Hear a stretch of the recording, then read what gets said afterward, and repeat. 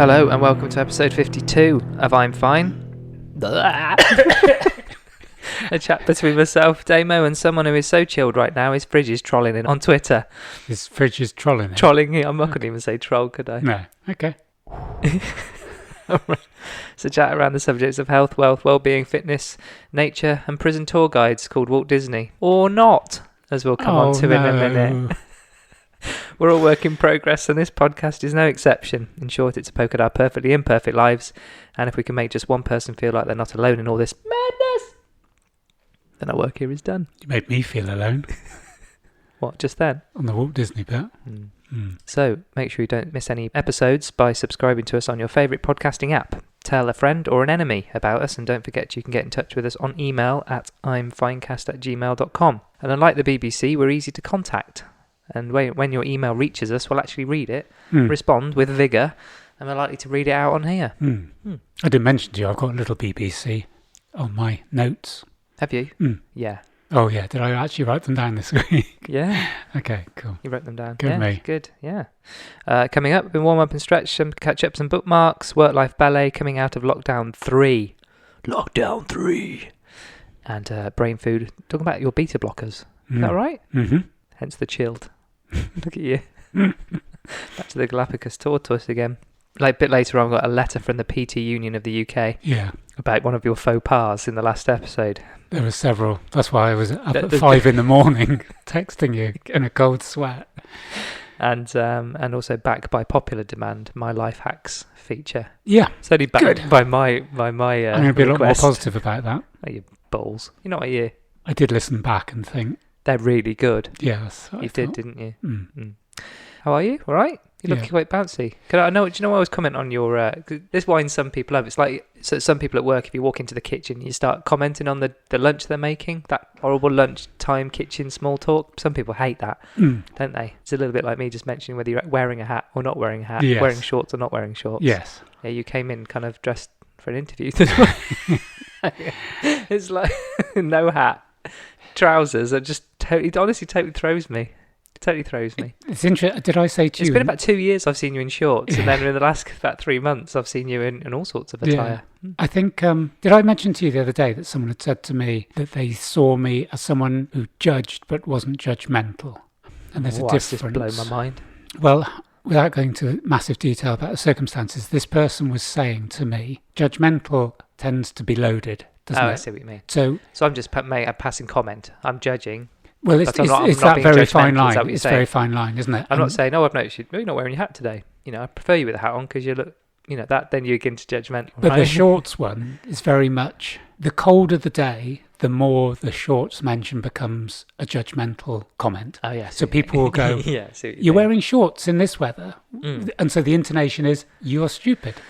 Yeah. You are wrong. Yeah. What's the matter with you, man? Yeah. Yeah. It's cold, wear long trousers. Yeah, totally. But I think yours was like, I think you always wear shorts. It was just an observation. But I think you're on a fine line sometimes. Yeah. With someone with my mental problems, I can take it however I want. It's like, it's my kind of, it's as exciting as my life gets. Let's see. Commenting on my attire. You see which way you're going to go. But you're right. You look pretty bouncy. Yeah, the course was good today, as I've just been telling you. So, yeah, it was good. It was good. Good. No, it's all good. How are you? Yeah, all right. Good. Okay, thank you. You're still wearing a hat? Is that to keep your Incredibles hair down? Not my incredible hair. Yeah. My Incredibles hair. I wish it was my incredible hair. Yeah, I'm getting curtains, like kind of, I don't think I had hair curtains since like 16, growing my hair long. Yeah. Some people's hair just kind of, like Beckham, when he grows it long, it just kind of swoops back, doesn't it? Yeah, beautifully. Yeah. Mine just literally parts down the middle and just is like a, Moses. It's just awful. It's ginger, but there we are. No, don't say it like that. Honestly, if you've had a childhood like mine, you wouldn't be saying that. It's suddenly got to a point where you're a bit older and everyone goes, "Oh, it's really nice. It's really nice. I would love hair like that." Isn't it? No, you fucking wouldn't. So you've just had the last, just had the last 16 years I've had. You wouldn't like it. Yeah. You know what I mean? Anyway, so Walt Disney in the prison, because I googled it in the pod and loads of stuff came up. I thought there's something in this. I haven't got time, so I went back and had a look. Can I just interrupt? I'm already ready to fight All right. Even if you're going to go, you were exactly right. So you haven't taken your beta blockers today? Is that what you're saying? Okay, I'm going to. I think you should take one quick before you take a swing for me. No, it's fine. I sent you a picture of Mr. Disney. Yeah. Did you realise that's who it was? Yes. Okay, cool. I found him. Let's get straight to the point. Mm-hmm. I'm not saying his name wasn't Walt Disney, because his real name wasn't Walt Disney. Okay. But that's not to say... My nickname joke, that was brilliant. That was such a good joke. Explain. I'm not going to explain it again. When I said there's no one called that in the prison called Walt Disney, he said... His real name was Nick. No. God, you're winding me up already. You did say that. I'm not falling for this. I'm not falling for it. You're winding me up. Do you think this tension that's happened between us in the last few weeks, do you think it's either drug-related by my behalf or you're just getting a feisty... Maybe I'm on drugs, you haven't even asked. You're meant to be like the quiet sage one. But the thing is, you get all kind of feisty before you've even managed to finish my sentence. Carry on. So we talked about Shepton Mallet prison. Mm-hmm. During World War II, the prison's imposing 75-foot high walls, stone walls, housed the Magna Carta. Did you know that? No. The Doomsday Book and the logs of Nelson's flagship HMS Victory for protection. Oh, so you wouldn't think they'd have all those three together, would you? It's like the recipe for Coca-Cola. Or KFC. So like the CEOs of large corporations never travelling together. Yeah. Actually, talking of KFC. Hold on, can you bookmark that, please? I'm a talking mark. I'll write it down. Please, you haven't got your pad. You need a pad. Do you want a pad? All right, just a sec. No, wait there. Colin, fetch my bag. He says. No need to unzip your trousers. I mean, that's just. There's just no need for that kind of behaviour. You've got it. Yes. Your spotty book. The polka dot. Have you got a pen? Maybe. You haven't, have you? Somewhere, yeah. You haven't got a pen. I have. You absolute shower. Carry on. Get on with it. Would you like to borrow mine for a minute? No, I don't want to borrow your pen. What are you going to do? What are you going to do? Write in blood? No, you might actually. Here's my pen. Have you seen that tattoo that someone had the other day where it went, the penis more mighty than the sword, and they hadn't put the gap in? It's a great tattoo. That's good. And in some circumstances it is. It's good. Is there a pen behind it? Was less invasive. I've got my own pen. Where is it then? You're stalling me. I can't settle until you've got it. Just get it. Just get prepared and then we'll carry on, right? Honestly. Oh, I'm just waiting for your pen. It's going to have a feather on the top, isn't it? What do you see? So I see a brown envelope with HM Revenue and Customs on it. Unopened. Let's go back. Might be a good one. Why don't you open it on air? No. Go on. I'm not going to really open fun. it. No. Because if it's money, I'd be well chuffed. It won't be. It's more likely to be wanting money, isn't it? That's what you always say. And you haven't opened it. There could be a cheque for a couple of £100 in there or something. Right. Okay, you ready? Yep. Good. So, bookmark. You got a bookmark to do? God, this is 8 minutes What was it? in. What was my bookmark? Something about KFC. Oh, yeah. Jesus Christ. Right. So, Shepton Mallet Prison was also used by the American military with several of its soldiers executed in the prison, which you talked about, the wall, where they were executed against. The prison was taken over by the British Army in 1945 before being converted back to a civilian prison in 1965. The prison was decommissioned in 2013 and is now run by the Campbell Group as an interactive tourism destination, offering guided tours, ghost tours. It's the most haunted prison in Britain. Is it? Yeah. Cool. And other activities. Now, Mr. Disney. Right, let's go back. So, Mr. Disney, his name is Francis Disney. Okay. The lads in the prison are going to call him Walt, aren't they? You're just going to. So that's probably where it came from, right? Okay, that's close enough. You know what I mean? His name's still Disney. I guess Walt's short for Francis, isn't it? You got to be, right? Because he used to do the tours there. When the prison was decommissioned, he attended a special service to mark the closure.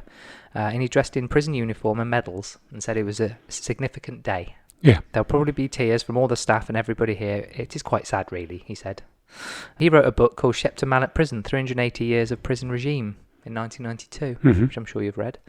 And unfortunately, Francis died on 20th of May 2014, aged 83. So he'll never have heard these pods? No. I might put the picture on the Insta. It's nice, isn't it? There's a touch of the Tom Moore's about it, I thought. Early Tom Moore. Definitely. Okay, oh, no, it was just... Have you got your phone there? Yes, over there. Do you want me to get my phone? No, get Colin together. What I'd like you to do, so this is directional, I'd like you to go on to Twitter and go on to KFC's page and tell the viewers how many followers they have. KFC, they follow 11. Yeah. And I think I know what it is, but shall I just pretend Yeah. I don't? Yeah. Oh, they only follow 11, Mark. That surprises you, doesn't it? Yes, it does, considering they get 1.4 million followers. Quite a discrepancy. Isn't there just? I wonder what those 11 are. Shall I have a look? Yeah. It's good. So, right, the people that KFC are following are Herb Scribner, Jerry Horner, i.e. Jerry Halliwell from Spice Girls. Spice Girls, yeah. Melanie Brown, Mel B from Spice Girls. Emma Bunton, a Spice Girl. Mel C, also a Spice Girl. You can see where they're going with this, can't you? Victoria Beckham, Posh Spice. Herb J. Wesson Jr., Herb Waters, Herb Dean, Herb Sendek, and Herb Alpert, who's the jazz trumpeter, isn't he? Yeah. So, they follow spices. A delicious blend of 11 herbs and spices. There you go. Thanks for that. That was lovely. I'm sure lots of people don't know about that. No. And I'm really glad they do. I was just about to then go into, on Bullseye, where they would say, here's a question. You might think I just think things up for the sake of it. This came into my head last night, and it slightly worried me. Why don't you call me? I mean, is it too late? Well, no, we can share it now. So, on Bullseye, for those who will remember or who watch, it's on. So for our American listeners, I'm pretty sure it didn't go to America. This is a darts program. Yeah. We'll just ask them to have a look. So it's called Bullseye. Yeah. To win the prize at the end. So you had 2 players in the team, a darts player and a non-darts player. And at the end, you had to score, I think, 101 with 6 darts. So I saw a clip on social media, and the non-darts player went first and basically missed the board with all 3 darts. Right. And I thought, just take another fucking darts player. No, but the non-darts player is normally really good at general knowledge, right? It's the quizzer. No. You're going on to a program where to win a speedboat, you have to score 101 with 6 darts. Yeah. So you go, who should I go with? I'll go with Alan. Yep. Well, who can throw with his a couple? guide dog? No, do you know what I mean? His guide dog. His guide dog could have hit the board by the sound of it. Yeah, but the point I'm making is, no, but that's you choose someone who's got good general knowledge and can play darts. Yes. And when you fill in the application form, no, I don't play darts. Yeah. Down the dog and whistle. Yeah, you pick someone who could hit a cow's ass with a banjo, right? Yes. Don't you? Yeah. But I think they've taken it literally. It's like, I've only got one mate. I don't even know what a dart is. I had to tell him to turn it round. Do you want to practice before the TV show? No, can't be asked for that. There's not like anything at stake. No. But do you know what I mean? It's like, and everyone is stuck to the script, doesn't it? Yeah. I used to love the bit where they revealed the special prize, and just wheel out a speed. The thing would go up, and the speedboat. It would be like a speedboat, a caravan. Yeah. I mean, you don't win caravans anymore. No. Yeah, and a car. Anyway, so this week there was some space activity. Did you know? I've seen some pictures. Yeah. What was the name of the thing? Pretense or something? What was the name? Perseverance. Pretense. Yeah. So on. It's only on February the 18th. It was this week, wasn't it? Where are we? What day are we on? 20th? Yeah, 2 days ago. Perseverance, the Mars rover, landed on Mars, allegedly. So February 18th, 2021 at 8:55 p.m. Yeah. Perseverance did what? Found a golf ball? No, wrong rock. Okay. This is the 3rd rock from the sun. So this thing has spent like a year travelling to Mars, and it lands. What's the first thing it does? WLO lines? No. A COVID marshal. That would have been, you can't park here, mate. A Mars rapper. The irony. We've discovered Mars. No. Do you want to have what I'm going to give you one more guess? What did it do? A Martian? What? A Martian. What do you mean a Martian? That's the first thing. And we're on about the first thing it found on Mars. No, the first thing it did. Is what you just been shouting random things at me. I don't know. It tweeted. Okay. Clever, huh? So it tweeted, "I'm safe on Mars. Perseverance will get you anywhere," which I think's a nice line. I mean, I hope he thought that up himself. Do you think that's what he meant to say, or is it like Neil Armstrong? I'm saying he. I don't know what his I don't know what his gender. Personal pronoun. His personal pronoun is, yeah.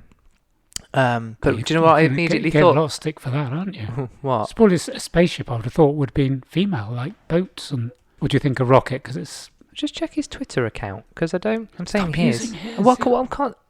Theirs. I'm going to check their Twitter account. It doesn't say. Just say NASA Mars rover, the launch dates, Yeah, it doesn't, because normally people on their profiles have their pronouns, don't they? Yeah. And he rode up.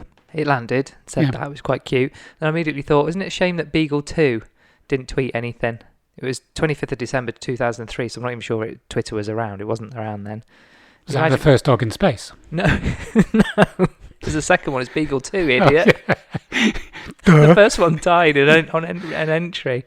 All those fags. So if there was... I got that one. Yeah. I'm not missing any today. I looked at you I'm not missing any today. You. I know you did. And so, yeah, if Twitter was around, I just wondered what it might have said. I'm coming in hot! Or something like that. Yeah. Because it pretty much smashed into Mars and no one ever heard from it for about a month. Okay. Then they realised it landed so badly it knackered all its solar panels, so couldn't rendered it useless. Solar panels are made out of quartz and coal. Are they? Yeah. Thank you for that. Fossil fuels. Oh, the ironic. Carry on. So I'll get on to my points. So Perseverance landed, and then the first pictures that came through, I don't know whether you saw them, like these really grainy kind of, like almost like fish lens, black and white, really shit. Not the full colour ones that we got. No, stop it. No, I immediately thought, what the fuck is that? They're awful. Like they've been taken on a Nokia 5210 or something. They're really bad. I started to get all mark about it, really. I was like, what, a $2.7 billion space project? And that's the best they can do, looking like some kind of CCTV from 1988. Yeah. You know what I mean? Really, is that the best they can do? Which I think was probably more a reflection on my desensitization to how far we've come as a human race in the last few years. Is there an explanation to follow, though? Well, I'm going to talk about the pictures that did come through. Good. Yeah, I'm just telling you a story. Setting the scene. Yeah. We've been going an hour and 3/4. Yeah, have we? Time flies when you're on Mars. Well, my phone, which you've just gone and told me to get, is 100,000 times more powerful than the computer that was on board Apollo 11 that took people to the moon. And I'm shouting at the TV, going, is that the best you can do? And of course, I looked a little bit stupid because within a day later, and I think data to come back from Mars can take as little as 30 minutes, which is pretty incredible, isn't it? To send data that far. Brilliant. And then all the high res pictures started coming through, which obviously look beautiful. But then of course Twitter jumped straight on it and goes, "Are you in Lanzarote?" And then Lanzarote started trending because everyone was just like, "Just Lanzarote." Yeah, You've gone volcanic that way. It just looks like somewhere we've got here. Yeah. But Curiosity has been killing cats. Yeah, for years. No, Curiosity, the other Mars rover. What's the matter with you? No, I'm not. Honestly, I'm literally going to reach over and I shouldn't hit a man with glasses. I'm like, do it. Just stop it. Or a brain aneurysm. Calm down. That's the other thing. Yeah. I think that's more of a concern to me than the glasses. The fact I'd die. I can't believe I'm even laughing. So Curiosity has been there since August 2012, taking lovely high-res pictures, great and beautiful panoramics and stuff. Then I thought, isn't that cute that Perseverance and Curiosity could meet up? Yeah. It sounds like the start of a joke, doesn't it? Yeah. And maybe I thought they could meet for a drink at the Mars bar or something. Yeah. Yeah? That would be good. Wouldn't it? And then the UK Space Centre was going to send their rover Despondence. Yeah. But they've cancelled it because of the overspend on track and trace. So the UK could have sent Rover 200, but it wouldn't have made it. British Leyland sponsored space mission. I think that's only good for the oldies, isn't it? Yeah. So just quickly on the track, I thought you'd like this. Track and trace, right? Cost 12 billion. Yeah. What? No, Karen. Is it going to screw my maths? So you could have had 4.4 Perseverance projects for the price of that, or, and we'll kind of touch on this hopefully in the next episode, you could have 3 Hadron Colliders for the price of the track and trace. Bonkers, eh? That leads me on to one of my BBC things. Cool, go for it. Did you see my Insta story about Matt Hancock being found? Mancock. Yeah. Being found what? Guilty of being a... No. Well, it was found to be unlawful, but there's the whole stuff on Twitter last night. It was like, hold on, I thought unlawful meant criminal. If I'd have gone and unlawfully taken something from the house across the road, do you know what I mean? If I unlawfully went and took Pete's car out of his garage, I'd be had up for that, wouldn't I? Yeah. Well, it says the High Court rules... Has anyone arrested him yet? Matt Hancock acted unlawfully, as you said, by spending vast quantities of public money on COVID pandemic procurement with zero scrutiny. He didn't declare any of it, did he? Well, not within a certain amount of time. 30 days or whatever it was, he should have. So one of the... Let alone put it out to tender, right? They can get round that. Okay. Because it's like... But we need it now. Yeah. We haven't got time to do a 2 months in the same way tender that the vaccines haven't got full authorization. They've got emergency authorization. So they haven't been authorized as drugs per se, as an emergency, which is different. Sure. But there was... One of the best ones was Matt Hancock gave it to... Why have people not used this more? What, Hat Mancock? Yeah, it's a bit like Harry Kane, isn't it? I think we should just call him Hat Mancock. Okay, go. One of the contracts was given to someone who he said he'd never met, but who was the landlord of his local pub, and who on Matt Hancock's Twitter... He's given a contract to the landlord... of his local pub. For what? Providing beer and snacks? What's he... This guy ran... We might have to have a very quick fact check. It's all right, we can do that. Got all the time in the world. Okay, we'll have a little break now. We could play... we could play a commercial. I was going to say this to you. This is one of the things that's on my list. You're killing me today. This is one of the things on my list. Seriously. We can have a break now. I thought we could do adverts for companies, whether they wanted it or not. You know how advertising... Just like a company that we quite like. Like, who do I quite like? Yeah, because clearly no one's paying for it. Is that what you're saying? Because they're not paying for it, we can just throw an advert in. Yeah. Let's have a quick... Let's have a break. Would you like a break? I'd like a break to look at this thing. Tired? No, because I just lie down. I'd like you to look at this and go, what the fuck? I think you should go and get some fresh air. How come just this calm is down not a used? bit. Right. We'll be right back after this break. Okay. You got some advert music? Yeah, play the music now.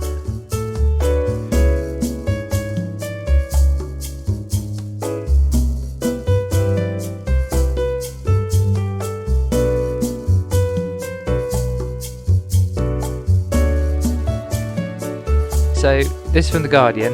This was last year, 26th of November, this article was. Or is this just the stuff he hasn't declared? No, the point is, the High Court found him unlawful because basically he's gone and said, right, we're giving hundreds of millions of pounds, but because it's an emergency... we don't have to do due diligence in a way. Yeah. He wasn't letting people know within 30 days. And what I'm saying is one of the reasons he didn't let people know is that it was his buds. And this isn't just for Matt Hancock, it's for Michael Gove, a whole lot of them. Including someone that gave Boris Johnson money for his leadership. Yeah. 60,000 for his leadership. He's got a massive contract. Well, the track and trace director... Dido Harding, was a donor for the Conservative Party. Yeah, correct? But Serco, when I worked for probation, Serco were given probation contracts. They fucked them up so much. Probation has now been renational or taken back under government. Right. Because they just couldn't even do that. Right, so the point I was saying about this landlord... anymore. There was a WhatsApp conversation between them that people have shared, and also on Matt Hancock's website for his constituency party, there's a picture of him having a drink with this guy. Yeah, it's here, yeah. And he was asked by someone in an interview, "Have you ever gone for a drink for this guy?" And he went. His reply was something like, "I've never been to his house to have a drink with him." No, but on his own website, there's a picture of him pulling a pint. So if you just... Yeah, so an acquaintance and former neighbour of Matt Hancock is supplying the government with tens of millions of vials for NHS COVID-19 tests, despite having had no previous experience of producing medical supplies. Alex Bourne, who used to run a pub close to Hancock's former constituency home in Suffolk, said he initially offered his services to the UK Health Secretary several months ago by sending him a personal WhatsApp message, as he just said. Bourne's company, Hinpack, was at the time producing plastic cups and takeaway boxes for the catering industry. Yeah, I mean, just close enough, isn't it? Just put a lid on it. We wish you'd done a better lid. Yeah. It is now supplying about 2 million medical-grade vials a week to the government via a distributor contracted by the NHS. Bourne categorically denies he profited from his personal contact with Hancock. However, the case raises questions for the Health Secretary and is likely to reignite the row over alleged government cronyism during the pandemic, which this was November, so it's obviously all caught up with him. Contacted last week by The Guardian, Bourne's lawyers flatly denied that their client had any discussions with Hancock in relation to COVID-19 supplies. However, on Monday, after being confronted with further details about his interactions with the Health Secretary, Bourne backtracked. In a phone call with The Guardian, he conceded that he has in fact exchanged text and email messages with Hancock over several months. Doesn't rest comfortably. I mean, it's not bloody surprising, is it? No. You know what I mean? So that's going back to the unlawful bit, was that the examples like that weren't shared. They say that, it's not like you can't give it to your mates. You just need to be absolutely open and transparent about it. Yeah. Right? And this is where the phrase I've used a couple of times in recent parts is sort of, being played in plain sight. He's literally got a photograph of him with this guy. Yeah. He's having WhatsApp messages. Yeah. And they can both go, no, it's just lucky. Yeah, I mean, that's the thing. If it's in almost in the public domain, there'll be someone on that, Yeah. Do you know what I mean? And if there's an audit trail, it's going to come back to you, isn't it? Yeah. I mean, that's stupid.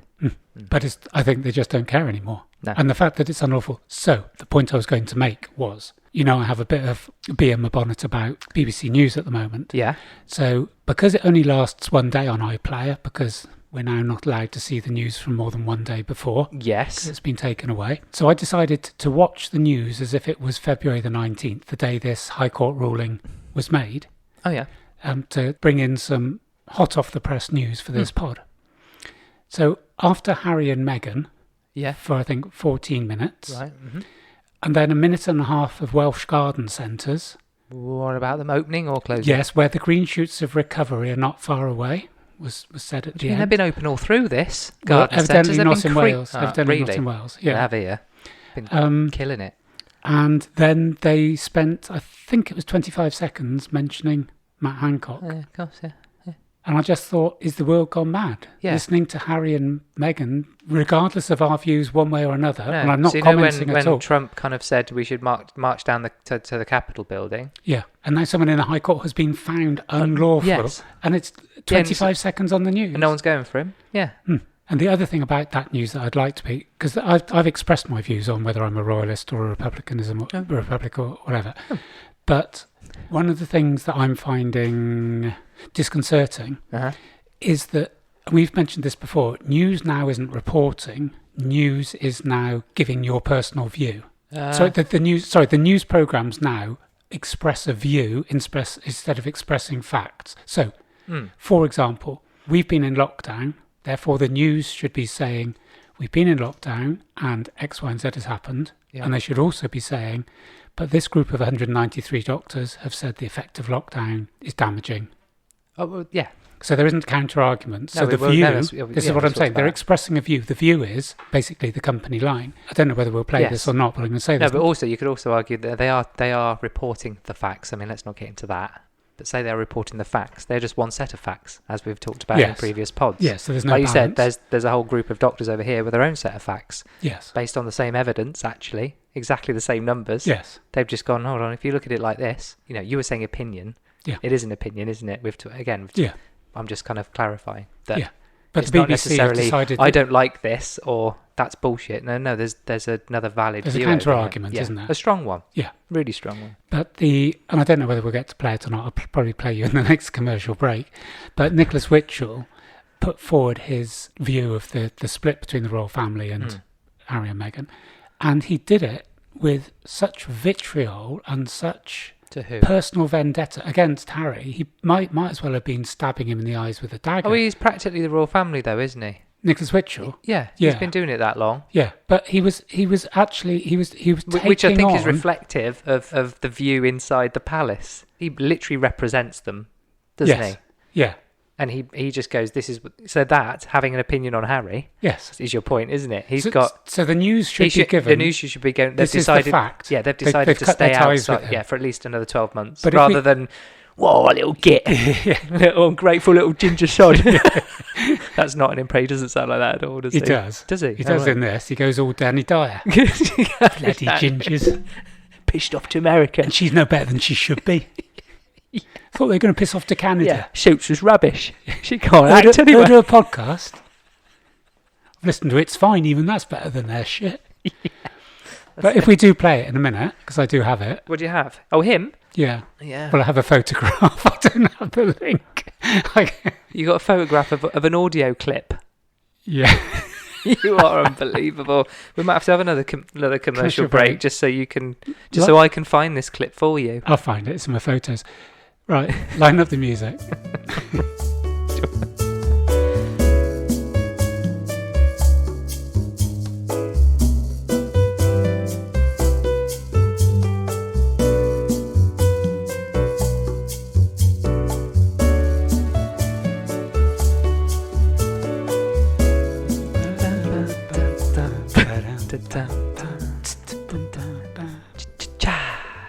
Welcome back. Welcome back. Yeah. Okay, for American viewers, Nicholas Witchell. I thought you were going to explain the royal family then. Yes.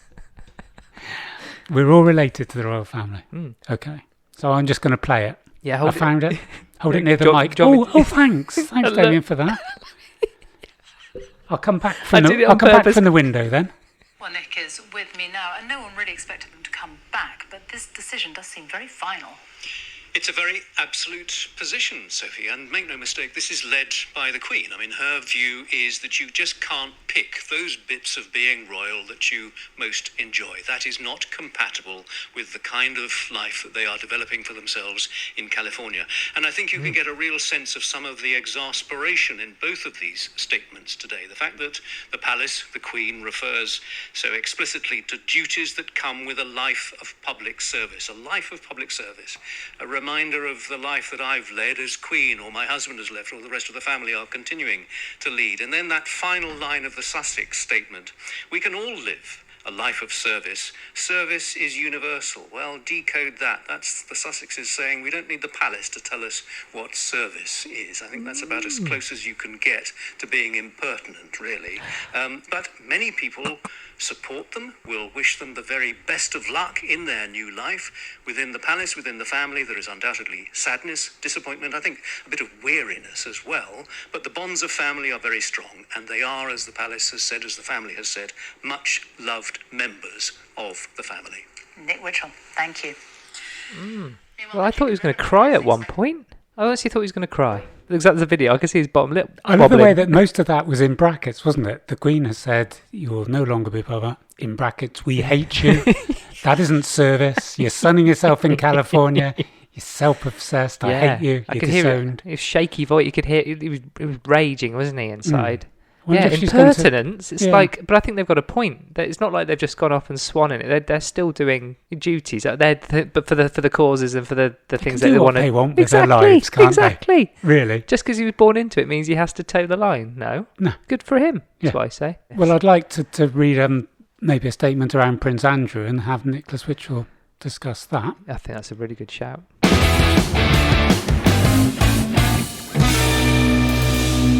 We need to kick on, Mark. That was good. I enjoyed that. That was edgy. It felt like we were kind of like Horizon or something, didn't it? Tomorrow's World. Yeah. No. Raymond Baxter. Well, not talking about inventions that, never made it. Yeah. Let's kick on. We've got a lot to get through. Yeah. Work-life ballet. Mm-hmm. Coming out of lockdown 3. Yes. Now I've got a bit of a thing just to put up front here, because you kind of emailed me, you texted me this morning saying, have you seen a certain famous PT's email? And I think they're talking about a similar thing. Yes. And we've kind of talked about, I guess, like New Year or Christmas or that kind of, New Year becoming almost like an arbitrary kind of point in time to get your shit together. So I guess this isn't what we're saying, doing that classic, let's just jump on a topic coming out of lockdown, or what can we, classic kind of, it's not about now's the time. We're not saying that, is it? Because we've just down your running shoes and let's get back on it. Yeah, it's not about that. No. If anything, going into lockdown, you should probably kind of be thinking about that. It's just, at any point, you can sit down and go, I'm going to have a look at how my life's going. It doesn't have to be a point in time that the government has set, or, I saw this as even calendar more, is set. I saw this, I agree with what you're saying. That was what I'm saying. We're not doing that. No. Because say some of the influencers and stuff seem to be jumping on we're coming out of lockdown, let's do it, time to stop eating all the shit, time to get moving, a lot of people are doing it. The point I was going to make, this reminded me of the discussion we had around prisoners. Yes. And almost like the celebration of leaving prison should be seen as moving on your next step. So it isn't just you finished your sentence, fuck off. Mm-hmm. It's what's going to be done now. You're going to enter a different phase of your life. And you're right. Yeah. It isn't, it's New Year's Day, I'm going to make a resolution. It's life is going to be different when you leave prison. Life is going to be different when you leave lockdown. Yeah. And we said about not wanting to go back retrospectively and go, shit, I never thought that was going to happen. So I think this is almost like a heads up of just tips about what people might want to think about. Sure. Or there's people who, another little kind of thing I wanted to put up front is there's people who've fairly sorted in their life, good sense of health and well-being, happy with their job, blah, blah, blah, happy with their life, and they've gone into lockdown and struggled. Mm-hmm. There's people like that who've gone into lockdown, not struggled. Yes. There's also people who haven't had their life together, maybe anxiety disorders or stressed about work or money trouble, blah, blah, blah, blah, who have gone into lockdown and lockdown has helped them. I've been reading a lot about that. Yeah. This morning, yes, applying a bit of balance here. And there's some people who've gone in there and got, you know, their social anxiety's gone away, or their anxiousness about work, or their self-confidence about the job they do have all gone away because they're at home. So home, or staying at home and being forced to kind of not interact and that kind of thing, has actually helped them. Yes. It's helped them. They've found a calm place, and it doesn't mean they've necessarily got it together or built the confidence to then go out, and they might come out of this and it all might come back again, or they might be absolutely terrified that we're coming out of lockdown because they're going to go back to their old ways. So there's an element of fact they've found comfort, but it's also kind of reinforced that safety and comfort net, and hasn't given them the kind of, going back to your prison analogy, it hasn't given them the time to, they haven't had time for rehabilitation or a staged rehabilitation that builds their look, you're going to have to go back to work, or you're going to have to start going out again. Adding to what you just said was something that I wanted to say. One of the things that I find a bit disturbing at the moment is one or two of the adverts from building societies and banks. Even Lloyds Bank, not so long ago, were going, you got some mental health problems, pop in and have a chat. I don't know if you saw that. Right. So I saw a Halifax ad that was, not only was it virtue signalling at every corner, it was basically going, we've had a hard old year, but at least we're still here. That was basically their message. And I'm saying exactly the point you've made. What's happening now on the news or on television or on media is what a terrible year this has been for individuals. Yeah, you're all heroes because you've come through it. We've all suffered.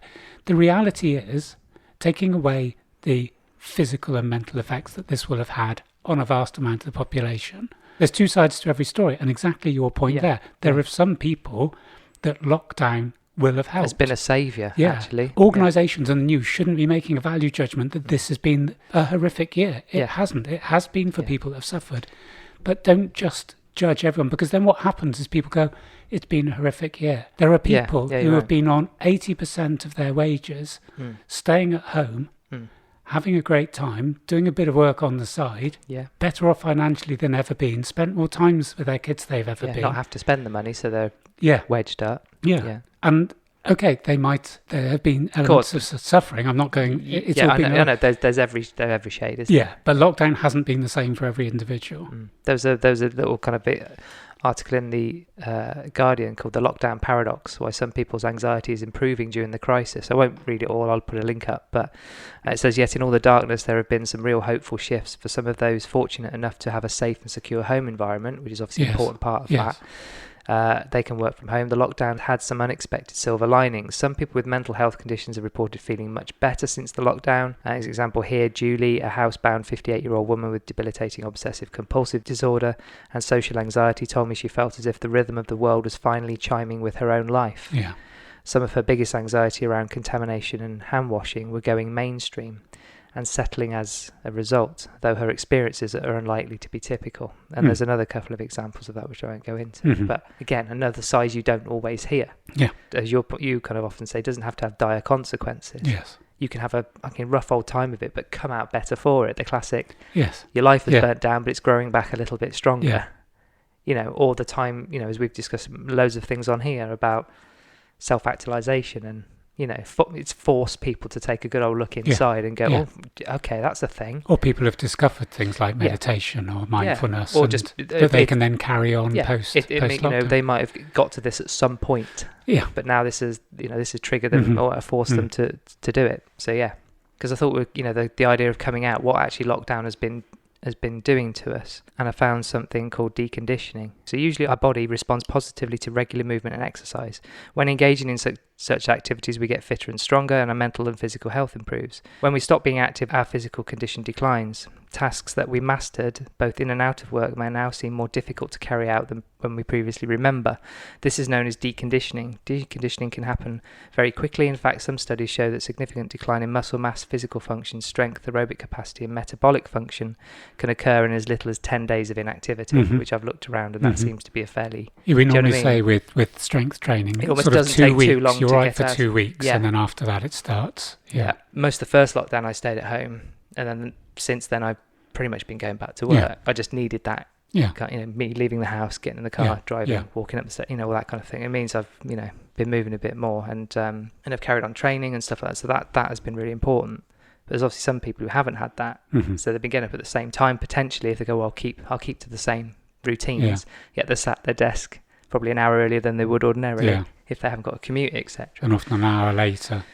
Yeah, and kind of the functional training, I think, which we kind of wanted to kind of bring into this was kind of, as an antidote to that deconditioning. Yeah. You know when you're lethargic. You know when you've been in front of Netflix too long or at a desk too long, or you're feeling that you're not getting good quality food or good quality sleep. You do know that. And I think what's happening is that if the message we're constantly giving is, well, it's been a shit year. Back to our point a minute ago, absolutely. Then it's a justification for feeling like this. And I think one of the things that my view of the return to normality, and I don't think normality, for someone with mental health problems, I don't think return to normality is a very good phrase.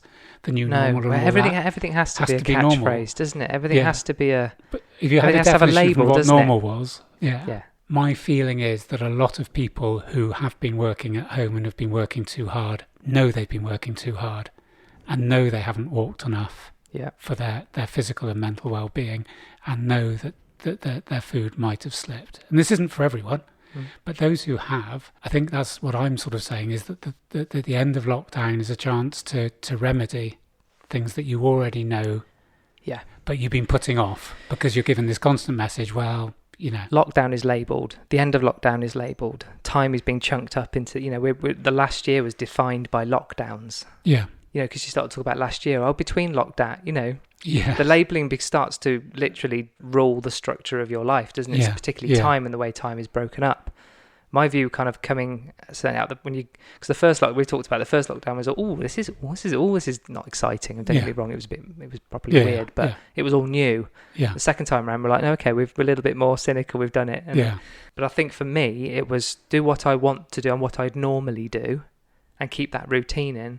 Like this not happening. It's a little bit like the winter's coming. That's the time you normally let things go. You don't do as much exercise. If that's the time you just you don't do anything extra, you just carry on doing. We've kind of talked about this before, haven't we? It's not about necessarily doing stuff. Sometimes it's about not doing stuff. But when you just carry on doing the same, if you're doing the right things. Standing still can be progress. Yeah. You're not swimming and you're not drowning. No. You're just keeping it going. And then when you come out, normally you come out all lethargic and a little bit bigger and feeling bad that you've just spent the winter eating like a fucking squirrel, you know what I mean? And you come out and go, actually, no, I feel pretty good about it. And then you can kick on. That, rather than thinking about the beginning of lockdown, end of lockdown, just try and keep things a bit steady, maybe. Yeah. I don't know if this is worth just putting this in. One of the analogies that I've been using in a therapeutic context is describing my mental health as treading water, in terms of lack of progress, or just, keeping your head above water is another way of looking at treading water, isn't it? It's it's better than not drowning. Yeah. It's not the most exciting thing in the world. But no one's coming to rescue you. You're just going to bob there for a bit. Yeah. But the point that I made when I was discussing this concept was that there is two ways of treading water. One is when you tread water but you can see no land. So that to me is the description of hopelessness. Yeah. You're keeping your head above water. You're just managing to hang on, but you can't see a way out. So you can't see the desert island or the shores of the nearest continent.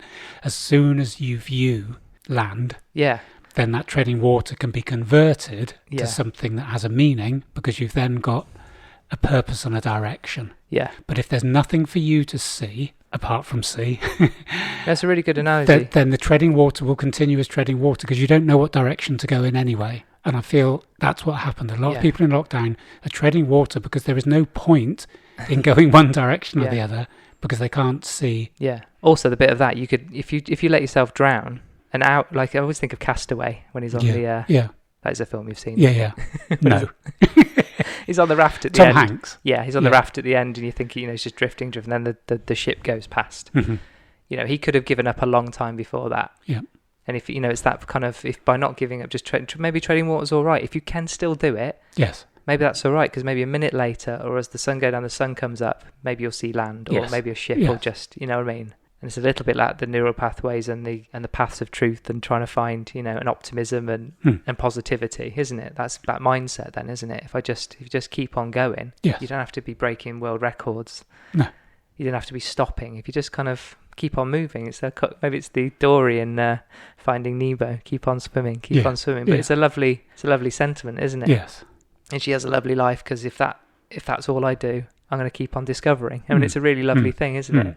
It doesn't ask for anything more. I'm just going to keep going, and it's really lovely if you can do that. Lockdown for me is my safest place. I am exceptionally an introvert, like way more than I ever thought. Back to our point, suiting you, right? Yeah. And I know I always refer to my Insta stories, but the one I put up about the phone call, did you see that? Yeah, that's good, yeah. And that I phoned you yesterday, you sounded surprised. What? When I phoned you.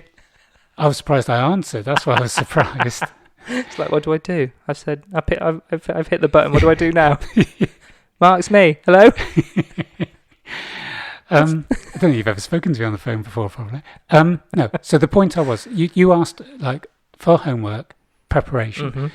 When we talked about lockdown, going into lockdown, we said it's that retrospective thing where people are going, oh shit, I didn't realise if I was locked down, this might stop or that might stop, or I might not have loo roll, or I might not, whatever. Yeah. What I'm doing is looking ahead at the things that are going to change in my life when lockdown finishes. So I'll give you an example. One of them is community. And by community, I'm meaning mostly social interaction.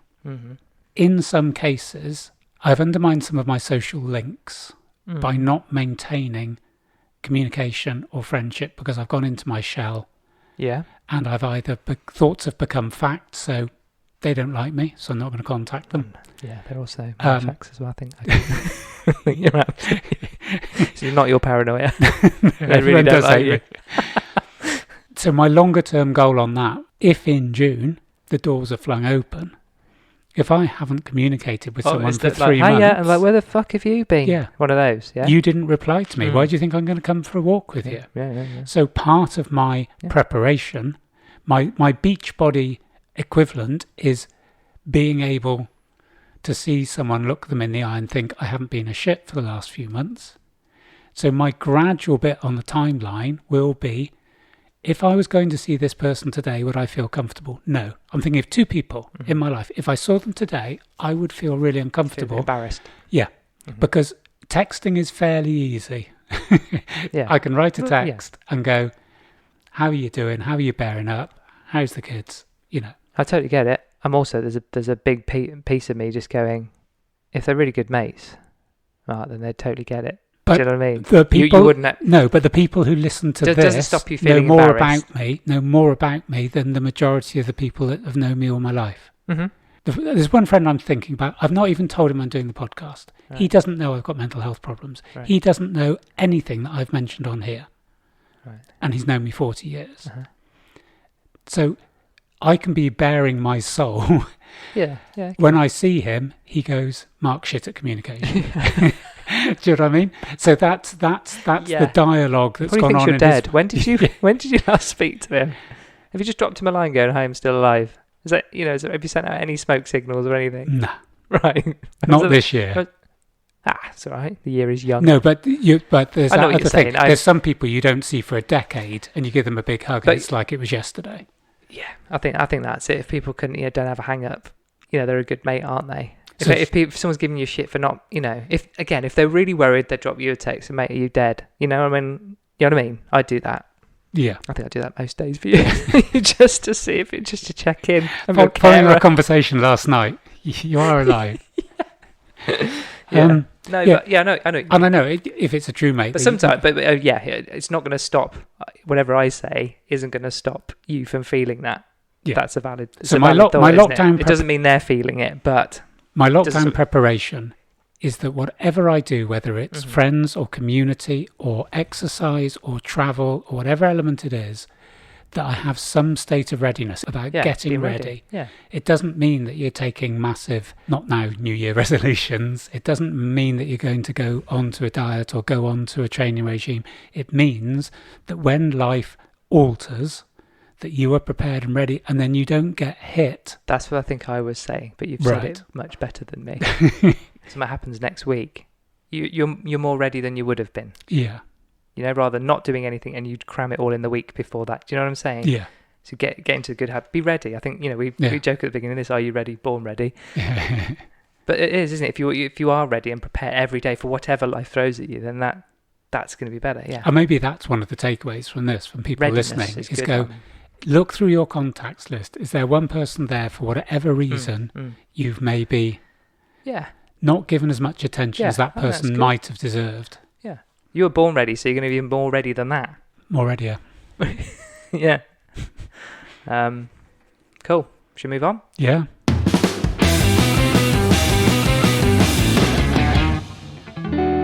Okay, brain food. The paradoxical nature of your head and heart with the beta blockers, well-being. Got you. I'm on beta blockers, and beta blockers. There's a number of different types, and they work slightly different. So just to go, this is a beta blocker is a little bit too vague. But basically, they're a group of medicines, and it works on the heart and blood vessels. Although, and I'll describe this in a minute, it can be used for anxiety. Mm-hmm. But specifically, I'm taking it because of my heart. And what it does, it blocks tiny areas, tiny receptors, where the message is sent by some nerves are received by your heart. And as a result of blocking these, your heart beats more slowly and with less force. And the pressure of blood within your blood vessels is reduced, and then it's easier. So basically, it's making life easier for the heart to pump blood around the body. Some of the receptors and some of the things that are blocked are based around adrenaline and similar. And this is where it then becomes a head-heart thing, which you were alluding to, is that by basically slowing me down, by blocking adrenaline, that element of my personality, as much as anything, is changed. Yeah. And so I go from what's called a type A personality to a type B personality. And the interesting thing about type A personalities, which tend to be much more, if we say, obsessive, enthusiastic, highly strung, frantic, that sort of thing. That's a type A personality. Yeah. The majority of men, especially who have hypertension and have problems with their hearts, are in that personality. It's that, the two things go together. Yeah, makes sense. So what's happening with the beta blockers is it's having that effect on my heart that's saying, right, you can have a bit of a break now because you're not going to get all fired up and aggressive and, angry and excited and have passion. We're going to take all that element away so the heart can have a rest. What then happens as a result of that is with less adrenaline firing around my body, my mental position takes a hit. For a lot of people, that would be seen as a positive. So two examples are, one was Bill Werbeniuk, the snooker player, who used to take beta blockers because he had an alcohol problem, had the shakes, but by taking beta blockers, he was able to calm down and play snooker. It's now been banned from snooker. And in fact, although I'm not sprinting anymore, even at my age, we do get dope tested, drug tested. I never have been. You can take beta blockers when you're running. Because it's not a performance. It's a performing. It's slowing you down, right? Yeah. Take something that's going to make you more relaxed when you're a sprinter. It's pretty dumb. But it is outlaw in the sporting bodies for golf, darts, snooker, one or two others. I guess where calmness can help. Where calmness will help. Yeah, sure. The Louis Theroux podcast that Russian Spy recommended to me with Sia, the singer, S.I.A. So very interestingly, listen to the podcast, and not only does she take beta blockers before she goes on stage, so she uses that to cope for anxiety.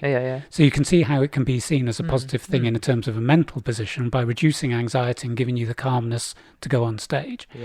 So that's where I think I've got the sort of double barrel from this, which is what you're alluding to. So I've got something that my heart's saying you can have a break, and I'm just going to show you this. Yeah, but it just kind of highlights the fact that, and it's almost what comes first, isn't it? Is it your physiology or is it your personality? When you think from when you're a little baby and you're developing your you're born with your physiology. You don't have a choice of that. Yeah, you can develop what you've got with your physiology, can't you? And you can develop your personality, but. Those two things are, we talked about the formative years, didn't we? Or the most impressionable years. What between naught and 7, isn't it? Where pretty much everything's baked in, isn't it?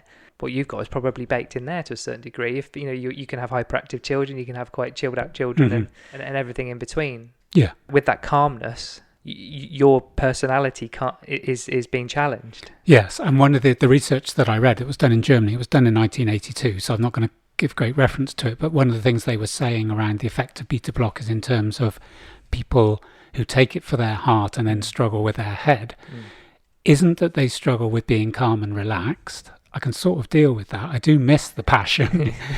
But what they were saying is that it changes people from type A personalities to type B. So what this research said, it isn't the fact of being calm that has the effect on your mental not necessarily your mental health, but your mental awareness. It's the fact that you've changed as a person. So you identify as someone who's obsessive and frantic and, you know, life and soul and buzzy. And then people go, you're hardly even moving. There's some people who just go out, act how they act, and don't even have any awareness of that. Yes. But you're highly aware of how you're behaving, yes. how that might be coming across, how people might be perceiving you. So that's just going to be that's just me messing with your head, isn't it? A lot of my validation comes from look how hard he works, look how dedicated he is, how obsessive he is. That's my, of course, you know, it's your identity, mantra. isn't it? Yeah, and now swanning around looking like all your brain's going, Sean Connery. They're thinking I'm this when I'm not. It's because I've got this thing and I don't want to talk to them about it. You know, it's just like Atrial fibrillation can be stress-induced. So I've talked about my heart before. Atrial fibrillation I've had various operations for. Yeah. So it's an electronic misfiring, but it can come from various sources, and stress and anxiety is one of them. But it's very hard to measure your heart going because you're stressed and you're anxious. Yeah. It can go for other reasons as well, because my heart is enlarged, blah, blah, blah. Yeah. So just to give you an example, when my heart was bad, oh, shit. You all right? Yeah, sorry. This is on cue. You're not having a thing, are you? This has been happening all day. It's a numbness in my hands, which is a side effect of beta blockers. That couldn't have been timed better. No, I haven't even got that in my running order. No, so I'll hold it with my other hand. You're right. So do you want me to rub it?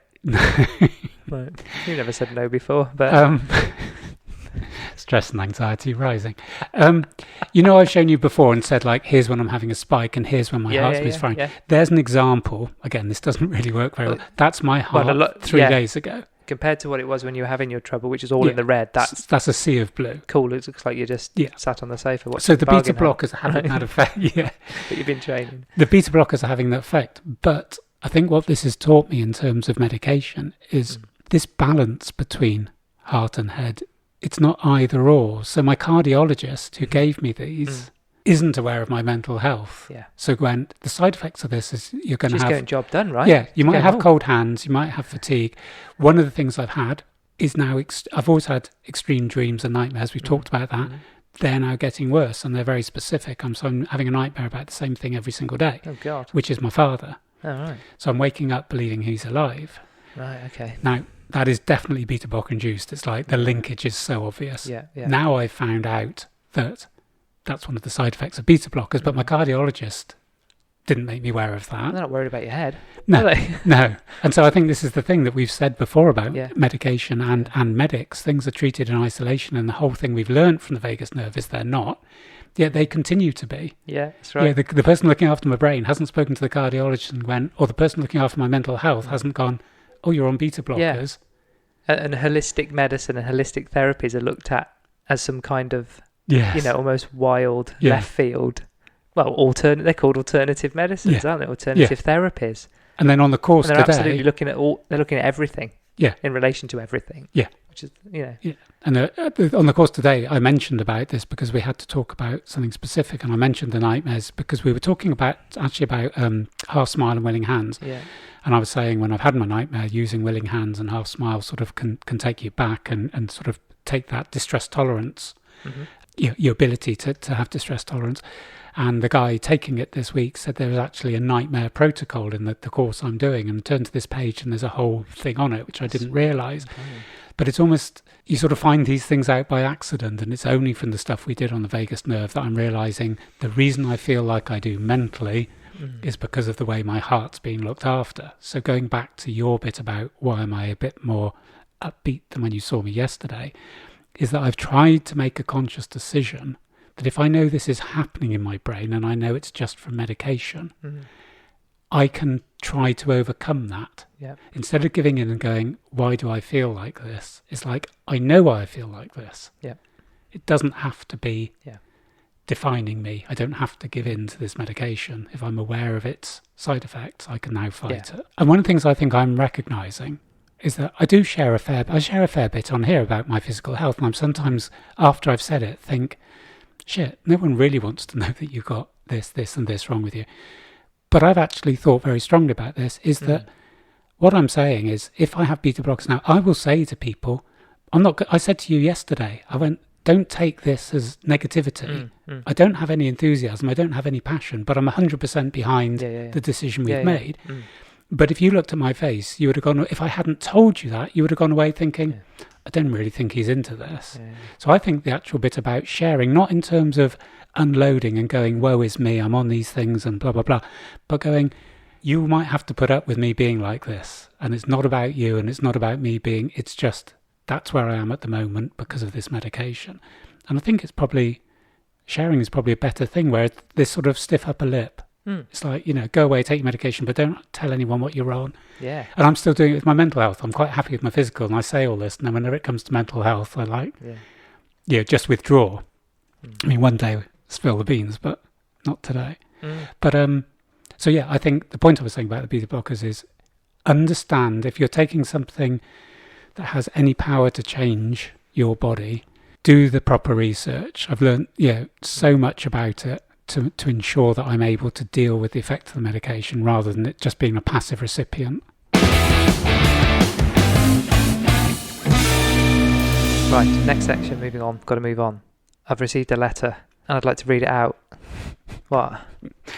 Yeah, go on. What? Nothing. So this letter come in, it's legit. Yeah. From the PT Union of the UK. Yeah. It was in a brown envelope. I think I got one. You haven't opened it yet? No. It's from this lot. Okay. So, dear Mr. Mark, I obviously don't know you because you don't reveal your surname on here.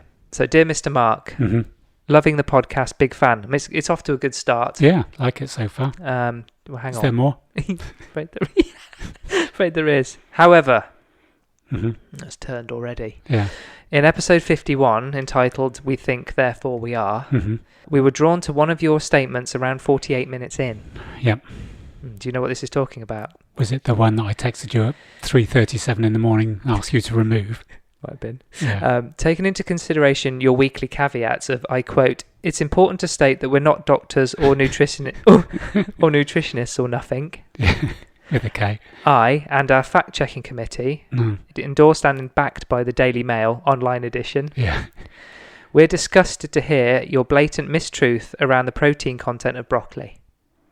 I mean, it's quite strong for such a subject. You stated, and I quote, obviously listened to this and gone over it, that 100 grams of broccoli contains more protein than 100 grams of beef. Yes. It's this kind of flagrant misuse of facts that makes this society as what it is today. Unhealthy and broken. Yes. Strong, right? But accurate. If it wasn't for the pillars of truth underpinning organisations like ours and the eagle-eyed, gun-dog-nosed investigative team we have trawling the interwebs night and day, we'd be in even more trouble than we already are. Yeah. So, for the sake of our nation, our children and our children's children's children's children, we respectfully request you remove this abomination from your programme. Yes. We believe that it's the right thing to do in pursuit of truth. I mean, I hope they listen to the previous pod. Yeah, and they did use pillars of truth, which I said don't exist as well. Yeah, that's interesting. I think hopefully, they'll change their tune. Hopefully, yeah. So that's quite bold. Keep up the good work and stay safe. Warmest regards, Crystal Metheny from the chair of PT Union UK. There's a PS. Hold on. Thank you, Crystal. There's a PS here. Yeah. I'm off to listen to your truth episode whilst walking on my local beach around 9 miles away. Good luck with that. Yeah. Thanks for the letter, Crystal. But you, as you said, you did actually spot it at 3:30 in the morning and text me, and I got rid of it. And I think we had about maybe 9 or 10 people who may have listened. Left. Who may have actually heard that abomination. Yes. During the episode. So if you did, apologies. We have rectified. Yes. Said. So 2 things. Yeah.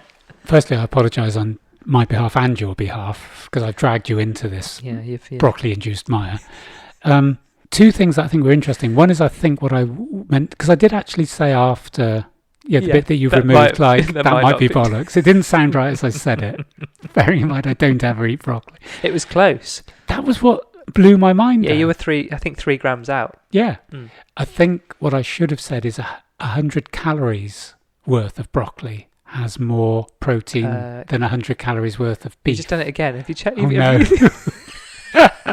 I'm leaving that in. And if Crystal wants to get in touch... She can get in touch again. She can get in touch. Like you said, any contact's good contact. Yeah. Right. I'd like to meet up with Crystal Meth again. It's been a while. Crystal Metheny. Oh, Metheny, sorry. Yeah. I think Metheny's an old Saxony name. Life hacks. I'll rattle through... Shut your face. Go Right. on. Before you leave to go anywhere, always go to the toilet. What? Honestly, that is good. That is a real good one. You're serious, aren't you? Yeah. Yes. Do it. Your life will be better. Because this is not about kind of life-changing stuff. But No. it's about those little things. But actually, that could be. Okay. Stainless steel saucepans. You know, if you kind of sometimes burn your food, Mhm. you don't because you're a No, good chef. No. You know, you've heard about people who've burnt Especially their food. porridge. Yeah, I don't have porridge, in a but- stain, and it gets real. Because if you get it, you can't get it off. Buy so- new pans. Yeah, that's what you would do. Yeah, isn't check it? You 'em literally out. throw them out. So get some warm water, put some like a teaspoon of bicarb in there, mix it up, and then with some foil, dip it in that, and then just rub it off. Comes straight off. Great. Bingo, bango. Yeah. And also, I do this with my drums when I restore drums and stuff. So if you get some foil and WD-40 and use that on rusted and pitted chrome, straight off. Jobs are good. My final one, this one comes from Mel Robbins. Big fan of Mel Robbins. Always make your bed as a gift to yourself. Amen. Oh, fucking hell. You like that one, do you? Yes. Yes. It's great, isn't it? I would never not make my bed. Yeah, good. Oh, I'm glad about it. I was really shocked No, about it's that. a big mental health I literally thing. thought you were going to start laughing at me. One of the things that... It's huge, isn't it? Yeah, it is huge. Because one of the things for me is that if you can't find the time to do that as your first thing as you leave the house, or before you go to the toilet, before you leave your house, then you set a precedent. You've started with an incomplete task or leaving a mess or whatever. So making my bed is get the old weighted blanket out and bed made. That's a workout in itself, isn't it? Putting that on and not getting that on and off. So I've got one life hack. Oh, this is not your feature. You finished. You said 4. No, I've done 3. There's 3 in my section. It's my feature. Oh, hold on a minute. Last week you probably would have written the whole thing off. Now you think it's the best thing since sliced bread. Go on then, number 4. I can see your notes. Go on, I can see your notes on my thing. Go on, what you got? Well, where's your on my fourth one? dashboard? I'll do 3. There's okay. What? Well, mine's the everything's fourth in one, 3s. Have you not noticed? Okay, pick up your phone. Again? Please. Where's your manners? Please. Go into notes. Yeah. Okay. Right. I'm just doing this alongside you because it's Right. Do I need to write something? just randomly do some letters, and you want to go to the middle. So have you got a big word like that, like 20 letters in a row? Yeah. So if you want to go to the middle of that word to change one of the letters, show me your letters. You want to go into the middle of there and change. Yeah. What do you do? I just hold it and drag it. Show me. I'd hold that Oh yeah, that's gone well, hasn't it? Head of IT. and move it like that. Yeah. Well, why don't you just do this instead? Go on to space and move it like that. What did you do? Space bar? Hold space bar down, then move it across. I don't have that on mine. Bloody Android. Oh, I do? Fuck! That is cool. But when you've got a whole document, you can go around the whole document, just hold the space bar and That put is the cursor amazing. wherever Just you want it. use it as a little slider. Yeah, God, that's good, Mark. yeah. Do you need to describe that better? Because it might not work. Well, if you just basically, if wherever your cursor is in the word, hold spacebar down, and You can move the cursor. you don't even have to hold it. You just have to drag your thumb across the spacebar, and it moves the cursor across the words. Yeah. Oh, mic drop. I just have to finish there. We can't beat that. No. Okay, that's it for this episode. Well done for getting this far, and thanks for listening. Give us a follow on Instagram and Twitter at I'mFinecast, and send your feedback and ideas to imfinecast@gmail.com. Don't forget to give us a 5-star review if on Apple Podcasts, and tell a friend or two. In the next episode, life is an illusion, and we're going to cover sarcopenia again, or another angle of sarcopenia. Yep. Yeah? Talking about worms. Excellent stuff. We'll see you in the next episode. Goodbye. Enjoy your day.